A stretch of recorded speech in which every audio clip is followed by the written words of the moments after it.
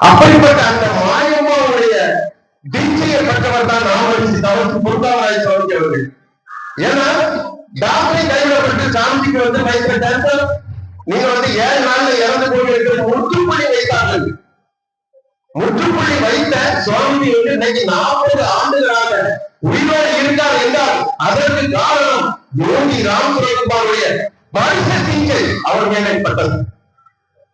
சும்மா சாதாரணப்பட்ட ஒரு தீட்சை அல்ல.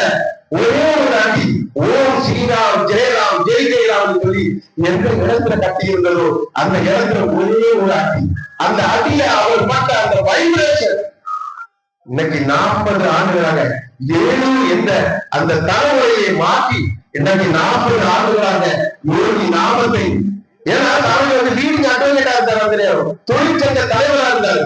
அவர் இல்லாத அவர் பண்ணாத எதுவுமே கிடையாது நம்ம கன்னியாகுமரி மாவட்டத்தில்.